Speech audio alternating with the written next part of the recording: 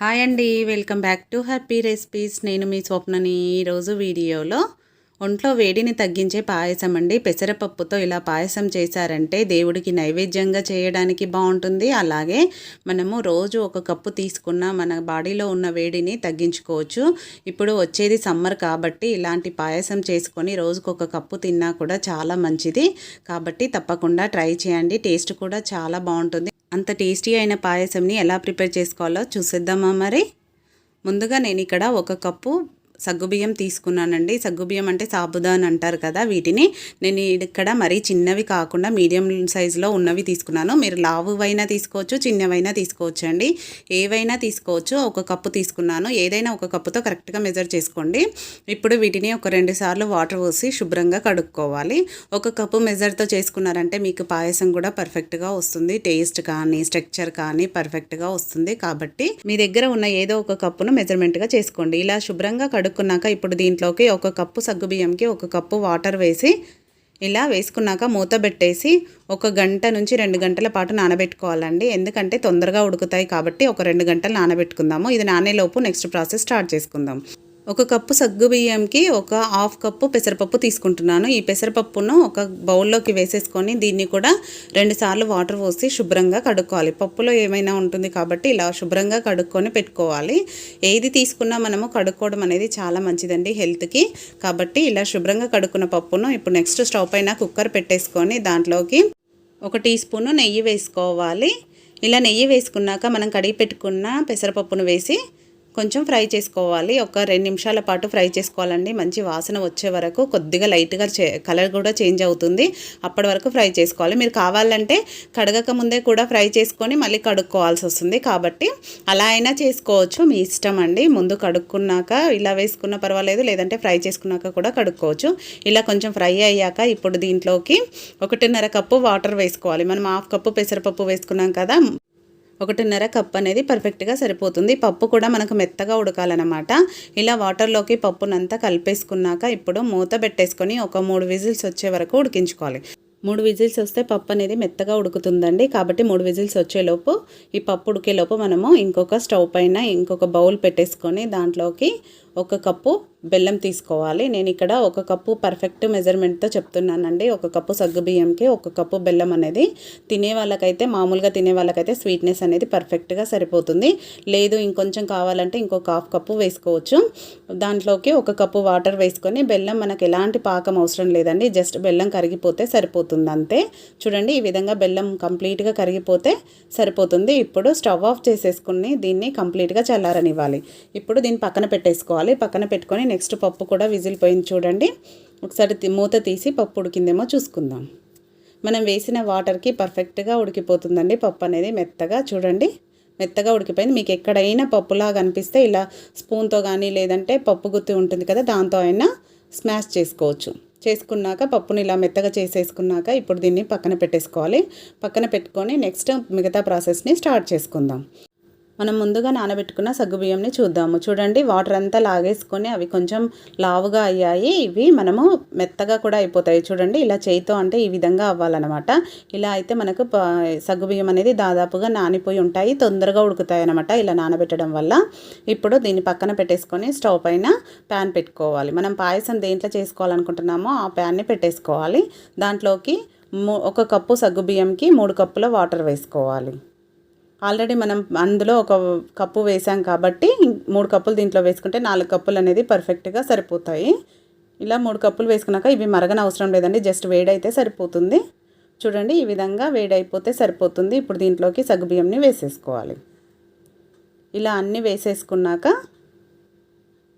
ఒకసారి మొత్తం కలిపేసుకోవాలి. అలాగే దీంట్లోకి మెయిన్గా 1 టీ స్పూన్ నెయ్యి యాడ్ చేసుకుందాం. ఇప్పుడు నెయ్యి ఎందుకు వేసుకుంటామంటే ఈ సగ్గుబియ్యం అనేది ఒకదానికి ఒకటి అతుక్కోకుండా విడివిడిగా ఉంటాయి. మనము చూడ్డానికి కూడా మంచి కలర్ఫుల్తో ఉంటుంది అనమాట. పాయసంలో సపరేట్గా అలా ఉంటాయి కాబట్టి అలా ఆ నెయ్యి వేసుకోవడం వల్ల మంచి టేస్ట్ కూడా వస్తుంది. ఇప్పుడు వీటిని ఒక 4 నుంచి 5 నిమిషాల పాటు మీడియం ఫ్లేమ్లో ఉడికించుకోవాలి. అవి ఉడికే వరకు హై ఫ్లేమ్లో పెట్టి తర్వాత చూడండి ఇలా ఉడుకుతున్నాయి కదా, ఇప్పుడు మీడియం ఫ్లేమ్లోకి అడ్జస్ట్ చేసుకొని మధ్య మధ్యలో కలుపుతూ ఒక 5 నిమిషాల పాటు ఉడికించుకోవాలి. ఇవి కొంచెం మెత్తగా ఉడకాలండి. ఎందుకంటే ఇవి అడుగంటుతాయి కాబట్టి ఈ విధంగా మధ్య మధ్యలో కలుపుతూ ఉడికించుకోవాలి. మనం ఒకసారి చెక్ చేసుకోవచ్చు కూడా. చూడండి నేను ఇక్కడ 5 నిమిషాల తర్వాత చెక్ చేస్తున్నాను. ఇవి మనకు చెయ్యి కింద ఈజీగా ఇలా అయిపోయిందంటే మొత్తం ఉడికిపోయినట్టే. ఇప్పుడు దీంట్లోకి మనం ఉడికించి పెట్టుకున్న పప్పు ఉంది కదా, అది వేసేసుకోవాలి. ఇది ఇలా వేసుకోగానే వెంటనే కలపాలండి, లేదంటే ఇది ఉండలు కడుతుంది. వీడియోలో చూపిస్తున్నట్టు ఈ విధంగా కలుపుకున్నారనుకోండి పర్ఫెక్ట్గా కలిసిపోతుంది, లేదంటే చిన్న చిన్న ఉండలుగా ఉండిపోతుంది పెసరపప్పు కదా. సో అందుకని అలా ఉండల్లాగా ఉండకుండా ఇలా నీట్గా కలిపేసుకోవాలి, అంతా కలిసేలాగా. మంట మాత్రం మీడియం ఫ్లేమ్లోనే పెట్టుకొని ఇలా కలిపేసుకోవాలండి. మొత్తం అంతా కలిసేలాగా కలుపుకొని ఒక 2 నుంచి 3 నిమిషాల పాటు పప్పు ఈ సగ్గుబియ్యం ఉడికించుకోవాలి. మీడియం ఫ్లేమ్లోనే ఉడికించుకోవాలి, మధ్య మధ్యలో కలుపుతూ ఉడికించుకోవాలి. పప్పు వేసాం కాబట్టి ఇంకొంచెం తొందరగా అడుగు పడుతుంది. అది కొద్దిగా దగ్గర పడింది చూడండి. ఒక 3 నిమిషాల తర్వాత మీకు చూపిస్తున్నాను. చూడండి కొంచెం దగ్గర పడింది. అలాగే మనకు సగ్గుబియ్యం కూడా లైట్గా కనిపిస్తున్నాయి కదా. ఇప్పుడు దీంట్లోకి మనం బెల్లం కరిగించుకున్న వాటర్ ఉంది కదా, అది వేసేసుకోవాలి. లో ఫ్లేమ్లో పెట్టి వేసుకోవాలండి. ఇలా లో ఫ్లేమ్లో పెట్టి అలాగే మనము బెల్లం సిరప్ని ఖచ్చితంగా ఇలా వడగట్టుకోవాలి. ఏమైనా ఉంటే చెత్త లాంటిది ఉంటుంది కాబట్టి తప్పకుండా ఇలా వడగట్టుకోవాలండి. ఇప్పుడు బెల్లం కూడా మొత్తం అంతా కలిసేలాగా కలుపుకోవాలి. మనం బెల్లం వాటర్ వేయగానే కలర్ అనేది టోటల్గా చేంజ్ అయిపోయింది చూడండి. ఇలా కలుపుకుంటూ మధ్య మధ్యలో కలుపుకుంటూ 1 నిమిషం పాటు ఉడికించుకోవాలి. బెల్లం వేసాం కదా, బెల్లం అంతా కలిసేలాగా 1 నిమిషం పాటు ఉడికించుకోవాలి. అలాగే మంచి ఫ్లేవర్ కోసం 1 టీ స్పూను ఇలాచీ పౌడర్ వేసుకోవాలి. ఇలాచీ పౌడర్ వేసుకున్నాక కూడా అదంతా మొత్తం కలిసేలాగా కలిపేసుకోవాలి. లో ఫ్లేమ్లో పెట్టుకోవాలండి. ఇప్పుడు ఉడుకుతుంది కాబట్టి లో ఫ్లేమ్లో పెట్టే ఉడికించుకోవాలి. ఇప్పుడు ఫైనల్గా 1 నిమిషం తర్వాత స్టవ్ ఆఫ్ చేసుకొని, స్టవ్ ఆఫ్ చేసుకున్నాకనే మనం దీంట్లోకి పాలను యాడ్ చేసుకోవాలి. నేను ఇక్కడ 1 కప్పు చిక్కటి పాలు వేసుకుంటున్నానండి.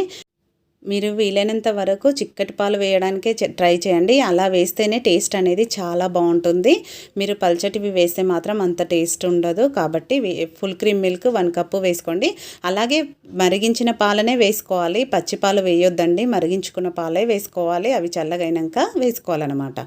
ఇలా మొత్తం అంతా కలిపేసుకొని లో ఫ్లేమ్లో 1 నిమిషం పాటు ఉడికించుకోవాలి. లో ఫ్లేమ్లోనే ఉడికించుకోవాలండి, పాలు వేసాం కాబట్టి. ఇప్పుడు దీని పక్కన స్టవ్ పైన పెట్టేసుకొని ఇంకొక ప్యాన్ పెట్టేసుకొని దాంట్లోకి 2 టేబుల్ స్పూన్ల నెయ్యి వేసుకోవాలి. నెయ్యి వేసుకున్నాక నెయ్యి వేడయ్యాక దాంట్లోకి ఇప్పుడు ఒక 5-6 బాదం పలుకులు, అవి కొంచెం ఫ్రై అవ్వాలి నెయ్యిలో కలుపుకుంటూ. ఇవి కొద్దిగా ఫ్రై అయ్యే వరకు లో ఫ్లేమ్లో ఫ్రై చేసుకోవాలి. ఇవి మంచి కలర్ వచ్చాక చూడండి, ఇలా వీడియోలో చూపిస్తున్నట్టు ఈ విధంగా కలర్ వచ్చాక నెక్స్ట్ దీంట్లోకి కొద్దిగా కాజు, ఇవి కూడా లైట్గా కలర్ వచ్చే వరకు ఫ్రై చేసుకోవాలి. ఇలా ఇవి కూడా కొంచెం కలర్ వచ్చాక నెక్స్ట్ దీంట్లోకి కిస్మిస్ని, దీంట్లో మీకు నచ్చిన డ్రై ఫ్రూట్స్ని వేసుకోవచ్చండి. మ్యాక్సిమం ఇవే వేసుకుంటాము. కాకపోతే మీరు కొందరు కిస్మిస్ వేసుకోరు, అలా అని మీకు నచ్చిన డ్రై ఫ్రూట్స్ ఎక్కువైనా వేసుకోవచ్చు. నేను ఇక్కడ కొంచెం వేసాను. ఇప్పుడు అది రెడీ అయిపోయింది. స్టవ్ ఆఫ్ చేసేసుకొని ఈ పాయసంలోకి వేసేసుకోవడమే. ఇప్పుడు వాటిని ఈ పాయసంలోకి వేసేసుకోవడం. చూడండి ఎంత కలర్ఫుల్గా యమ్మీగా కనిపిస్తుంది. ఇలా వేస్తుంటే స్మెల్ అయితే చాలా బాగుంటుందండి. నెయ్యిలో డ్రై ఫ్రూట్స్ వేయించి ఆ నెయ్యిని ఇందులో కలిపాక మంచి స్మెల్ వస్తుంది. ఇప్పుడు మనకు పాయసం అనేది రెడీ అయిపోయింది. స్టవ్ ఆఫ్ చేసేసుకోవడమే. ఇంకా స్టవ్ ఆఫ్ చేసేసుకొని సర్వ్ చేసుకోవడమే. చూడండి ఈ విధంగా సర్వ్ చేసుకోవచ్చు. మీరు కావాలంటే చల్లగా అయినా తినొచ్చు, లేదంటే ఇలానే వేడివేడిగా తిన్నా కూడా చాలా బాగుంటుంది. దేవుడికి నైవేద్యంగా కానీ ఈ సమ్మర్లో అప్పుడప్పుడు ఇలాంటి రెసిపీ చేసుకొని రోజుకు 1 కప్పు తిన్నా కూడా ఒంట్లోని వేడి అనేది ఈజీగా తగ్గిపోతుందండి. కాబట్టి పిల్లలకు కూడా చేసి పెట్టండి. మీ ఇంట్లో ట్రై చేశాక మీకు ఎలా కుదిరింది అనేది కామెంట్ పెట్టండి. అలాగే ఈ వీడియో మీకు నచ్చితే ఒక లైక్ చేయండి, మీ ఫ్రెండ్స్ రిలేటివ్స్తో షేర్ చేసుకోండి. మరిన్ని ఇలాంటి టేస్టీ రెసిపీస్ కోసం మన హ్యాపీ రెసిపీస్ ఛానల్ని వెంటనే సబ్స్క్రైబ్ చేసుకోండి. వీడియో నచ్చితే లైక్ చేయడం అస్సలు మర్చిపోకండి. Thank you for watching.